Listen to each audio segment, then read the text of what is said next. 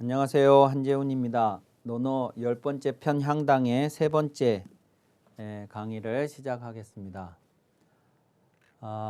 이 10편의 3절은 어떤 상황이냐면 공자가 이제 자신에게 어떤 업무가 주어졌을 때 그것을 수행하는 모습인데 그 업무가 어떤 업무냐면 이제 여기 빈상이라고 이렇게 되어 있는데 저 빈상의 빈이 요겁니다. 요건데 이렇게 되어 있죠. 군이 소사빈이여시든 이랬습니다. 임금님이 군주가 임금이 불러서 공자를 불러서 빈의 역할을 시킨 겁니다. 빈의 역할을 시켰어요. 근데 이 빈이라는 게 뭐냐면 여기 이제 주에 보시면 이렇게 되어 있어요. 요 빈이라는 글자가 글자 자체도 보시면 이게 손님 빈자잖아요. 이게 손님입니다. 손님에는 두 가지가 있어요. 빈이 있고 객이 있어요. 객. 근데 이 객이라는 말은 우리 집이 아니라는 또는 우리 집 구성원이 아니라는 뜻이에요. 거기에는 존경의 의미는 없어요. 그런데 우리 집이 아닌 혹은 우리 집 구성원이 아닌 가족이 아닌 사람인데 내가 존경을 해야 할 대상이 있을 수 있죠. 그럴 경우에는 높여서 그분을 빈이라고 불러요. 빈.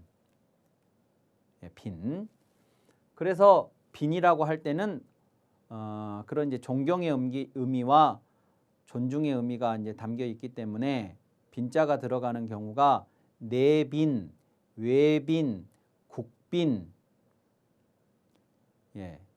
이럴 때 빈자를 쓰고 그 빈을 그 손님을 맞이해서 그 손님이 묵으시는 곳도 영빈관처럼 빈이라고 써줘요.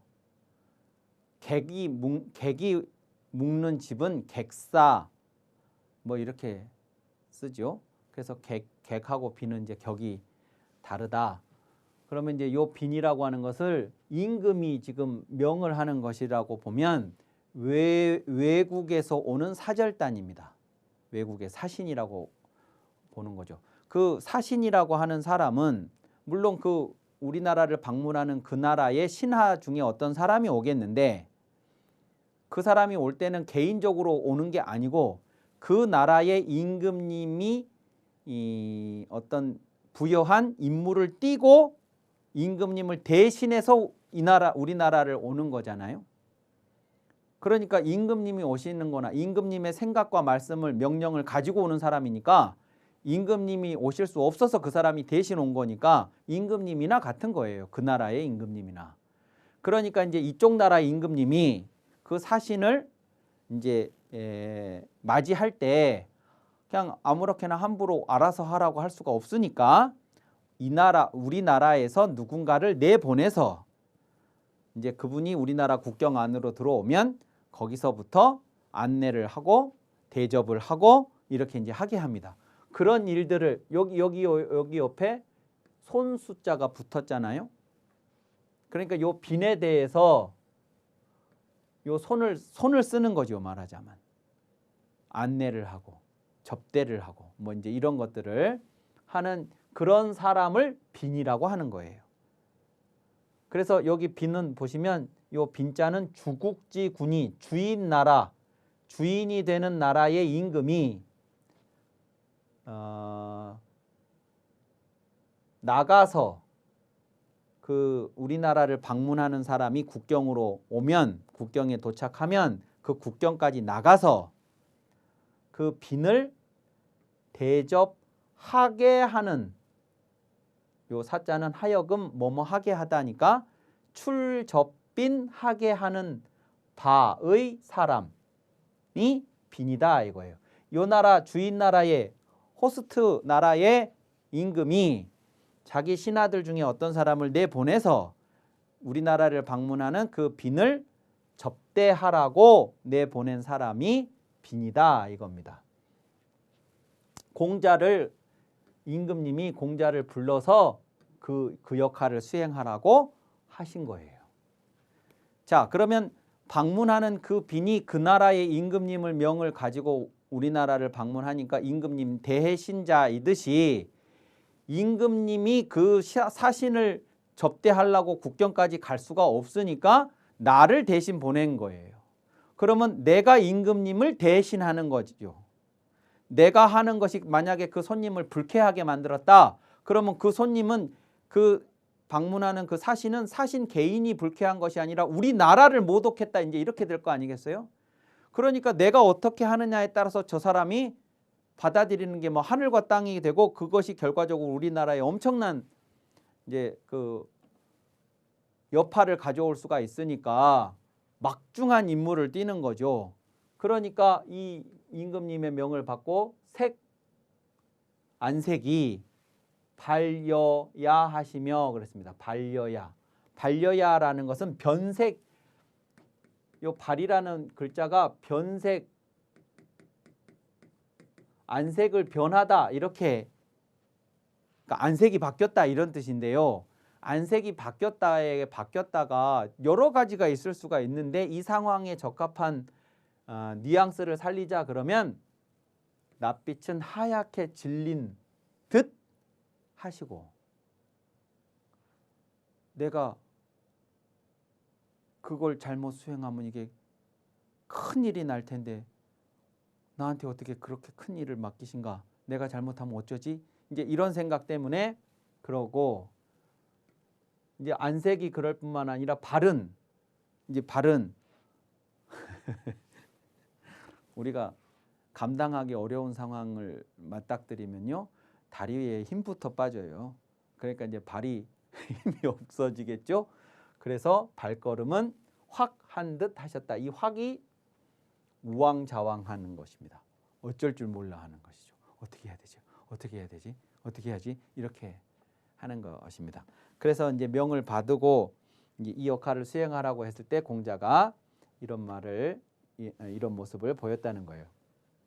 참고로 하나 알아두실 것은 요 빈이라는 것은 이제 외국에서 사신이 오면 우리나라에서 이제 그 영접을 하는 사람이 나가는데, 나갈 때 한 사람이 나갈 수도 있고 두 사람이 나갈 수도 있고 세 사람 나갈 수도 있고 여러 명이 나갈 수도 있어요. 그것은 어떻게 따지느냐 그러면 빈은 용 명수지 반하니 이랬는데요. 명수의 절반을 사용한다. 명수에. 이게 뭐냐면 요 명이 임금님의 명이죠. 명. 그러니까 예를 들면 우리 고궁에 가보시면 경복궁이라든가 창덕궁이라든가 이런 고궁을 가보시면 그 정전이 있어요. 말하자면 경복궁 같으면 근정전 이런 그 전각이 있습니다. 그 전각 앞에 품계석이라는 게 이렇게 쫙 있죠. 정 1품부터 종 9품까지 18개의 비석처럼 생긴 나지막한 돌들이 쫙 중앙에 이렇게 깔려 있습니다. 그러면 그 품계석의 좌우로 이제 신하들이 쫙 정일품에 해당하는 사람들은 정일품 품계석 있는 쪽에 쫙 나열해서 쓰고 그다음 이렇게 씁니다. 그러면 종 9품부터 정 1품까지 어떤 사람이 어떤 품계석 옆에 가서 쓸 것이냐 하는 것을 뭘로 그 결정을 하게 되느냐? 그러면 임금님의 명이에요. 임금님으로부터 명을 받은 사람이 그 명을 어떤 명을 받았냐에 따라서 어떤 품계석 옆에 가서 설지가 결정이 되겠죠. 너는 정 3품에 해당하는 어떤 관직에 제수한다. 이렇게 되면 정 3품 그 품계석 옆에 가서 쓰는 거고, 종 8품에 해당하는 관직을 명받으면 종 8품 품계석 옆에 가서 쓰는 거죠. 그런데 요 명수라고 하는 것이 이제 뭐냐면 당시 중국에서 고대 그 관직의 제도가 우리가 종1품부터 정9품까지 1품부터 9품까지 이제 그걸 정하고 종으로 나누기도 했지만 크게 보면 1품부터 9품까지 있는 겁니다. 그런 것처럼 1명부터 9명까지가 있어요. 9명까지가. 그건 1품, 9품 이렇게 하자고 1명, 9명 이렇게 한다고요. 1명, 9명 이렇게 해서 제일 높은 우리나라로 치면 이제 정1품에 해당하는 제일 높은 상공은 9명이에요. 이게 꼭 9번 명을 받았다처럼 쓰여져 있지만 꼭 9번 명을 받았다는 것은 아니고 이제 그 가장 많은 명을 높은 명을 받았다 이런 뜻이에요. 그게 상공이에요. 그러면 명의 숫자가 9잖아요. 요 명수가. 그러면 요 9명에 해당하는 분이 우리나라를 왔다. 예를 들어. 그러면 나가서 영접하는 빈의 숫자를 명수의 절반을 사용하니까 9의 절반. 그러면 이게 5예요. 그러면 즉 용오인하야 5명을 써요. 요 빈을. 그러니까 공자만 말하자면 혼자서 나간 게 아니고 다른 사람들도 같이 나가는 것 중에 이제 공자도 있었던 거죠. 이제 그러면 이 5사람이 예컨대 이제 간다. 그러면 뭐 7명에 해당하는 사람이나 6명에 해당하는 사람이 왔다. 그러면 3명을 쓰겠죠. 여기는 4명을 쓰고 뭐 이렇게 되겠잖아요. 9명에서 5명을 썼으니까 7명이면 4명을 쓰고 8명도 4명을 쓰고 뭐 이제 이렇게 되겠죠. 그러면 이제 3명이 나갈 수도 있고 뭐 이렇게 될 텐데 그 사람들이 나가서 2차 전명 차례로 명을 전한다. 그랬으니까 그 사람들이 쭉 나란히 서서 이 사람이 저 사람한테 명을 전하고 그 사람이 또 그 다음 사람한테 명을 전하고 이렇게 차례차례 명을 전해 오는 겁니다. 그 사람들이 많을수록 이게 이제 융숭한 대접이 되는 거예요.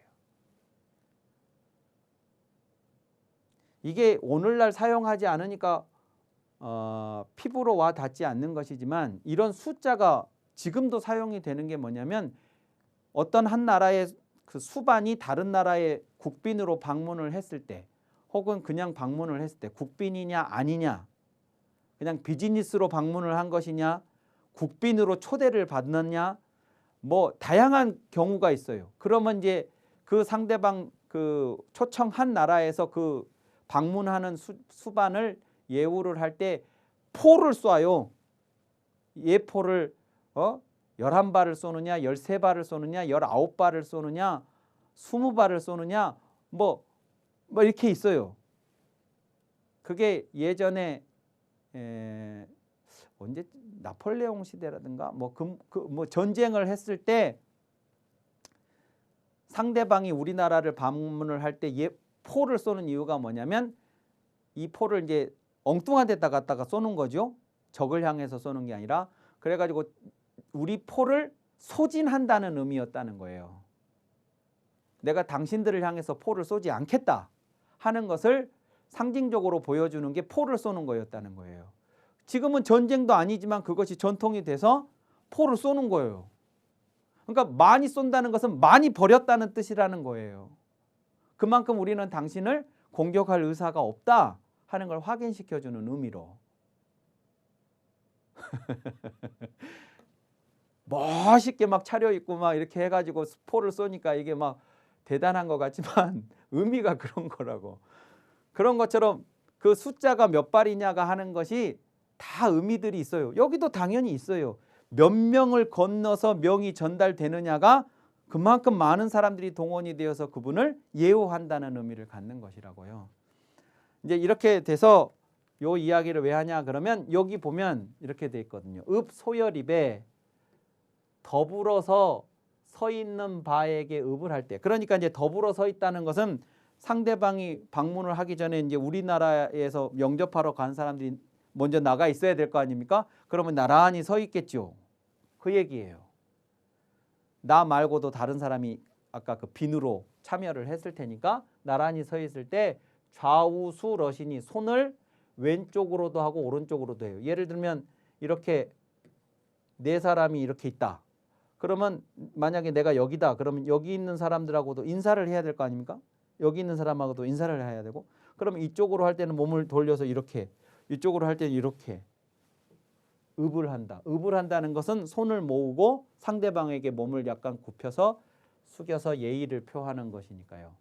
그렇게 왼쪽은 왼쪽으로 오른쪽으로 오른쪽으로 손을 향해서 그렇게 읍을 하고 그런데 이게 너무 숙여도 안 되고 너무 뻣뻣해도 안 되고 읍이라고 하는 게 그래서 의 전후가 첨여야 럿이다 이랬습니다. 이때 이 사람들한테는 이제 같이 이 업무를 이제 수행할 사람들이니까 인사를 나누는 것이니까 뭐 깍듯하게 예를 표해야 되는 분들이 아니니까 어느 정도냐 그러면 옷의 앞과 뒤가 가지런한 듯 하였다 이랬습니다. 그러니까 무슨 얘기냐면 몸이 너무 앞으로 숙여지면 앞에 옷자락이 땅바닥으로 가까이 내려가고 뒤는 들리겠잖아요. 몸이 이렇게 되면 앞자락은 이렇게 가고 뒷자락은 이렇게 되겠잖아요. 그럼 이게 나란하지 않죠. 그러니까 앞과 뒤가 가지런하다 한다는 얘기는 몸을 이렇게 너무 숙이지 않고 약간만 숙여서 이것이 이렇게 차이가 나게 하지 않으셨다. 그 정도로 하셨다. 지금 그런 이야기입니다. 그리고 추진에 이제 그 영접을 하는 과정에서 이제 막 빨리 걸어가야 하고 막 일을 보려니까 의전을 해야 되니까 뭐 그런 상황들이 있을 텐데 빠른 걸음 요 추자는 걸음을 빨리 하는 것이 추입니다. 빠른 걸음으로 나아가실 적에는 익여야 럿이다 그랬죠. 이 익자는 날개 익자예요. 날개 익, 새의 날개. 새가 날개를 쫙 펴고 날아가는 것입니다. 근데 그 업무를 수행하는 과정에서 빠른 걸음으로 나아가실 적에는 마치 새가 날개를 쫙 펴고 쫙 날아가는 것처럼 그냥 샥 이렇게 빠른 걸음으로 그렇게 가시고 이렇게 해서 그 업무를 수행할 때는 아까 처음에 명을 받았을 때는 낯빛이 하얗게 질리고 발이 우왕좌왕하고 막 이제 이렇게 했지만 실제 이제 현장에 와서 업무를 수행하실 때는 이렇게 날래게 이렇게 빈틈없이 야무지게 이렇게 하셨다 하는 거고요. 빈태엇이든 그래서 이제 그 빈이 와서 우리나라에서 이제 일을 다 보고 물러가요. 물러가면 이제 자신의 업무가 다 끝난 거죠. 그러면 명을 임금으로 받아서 그 업무를 본 거고 그 업무를 이제 다 마무리를 했으면 명을 임금님한테 갖다가 돌려드려야 돼요. 그것이 보고예요. 이렇게 업무를 마무리했습니다 하고 그것이 그래서 복명입니다. 복명. 요 복자가 되돌려준다라는 복자예요. 그러니까 임금님께 보고하는 것이죠. 반드시 임금님께 보고를 하실 때 뭐라고 어떤 말을 덧붙이냐 뭐 이제 구체적인 것들도 있겠지만 요 말을 반드시 덧붙였다는 거예요.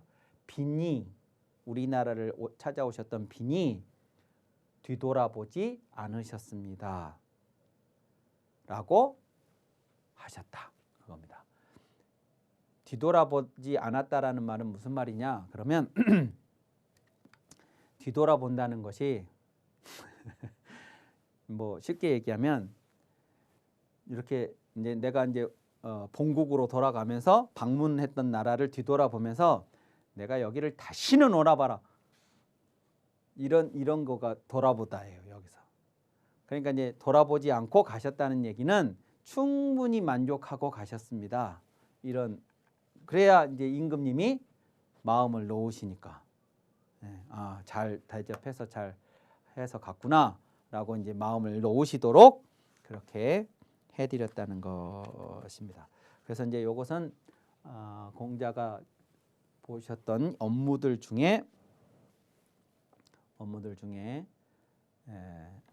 그 빈상이라는 왜 빈상이라고 했냐면 요 빈자는 요 빈자고 요게 상자예요. 상. 요 상자가 요 상자입니다. 요 상자는 도울상이에요. 도울상. 그리고 그러니까 지금도 마찬가지지만 의전이라고 하는 것이 국가와 국가에 있어서는 처음이자 끝이에요.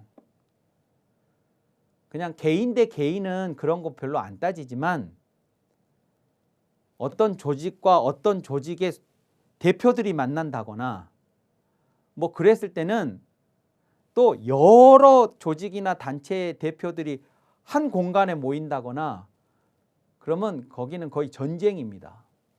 의전. 우리 조금만 자리가 좀 이렇게 비껴 앉아도 우리를 무시한다고 느끼거든요. 그러니까 그 행사를 준비하는 사람들은 가장 신경 쓰는 것이 그 의전이에요. 의전. 그러니까 그 의전을 하려고 그러면 빈틈이 없어야 되고 빈틈이 없으려면 전문가가 투입이 되어야 돼요. 예. 그것이 이제 오랜 시간 사람들이 교류를 하면서 이런 수준으로 이렇게 해야만 서로가 서로에 대해서 무시하는 게 아니고 존경하는 것이다 라고 하는 것이 다듬어진 결과거든요. 그러니까 국가와 국가가 만났을 때도 당연히 만찬을 하느냐 마느냐, 만찬을 할 때 누구를 초대를 하느냐, 초대를 했으면 그분들을 어디에 어느 테이블에 배치를 하느냐, 이것이 엄청나게. 그러니까 이런 거를 하려고 그러면 전문가가 있어야 되겠죠. 그 전문가를 뭐라고 했느냐 그러면 상례자라고 했어요. 상례자. 예를 돕는 자. 이 상례자 그룹이 뭐냐 그러면 유예요. 유자. 공자는 유자였어요. 그런데 공자 말고도 유자들은 많았죠. 근데 그 많은 다른 유자들하고 공자라는 유자가 달랐어요.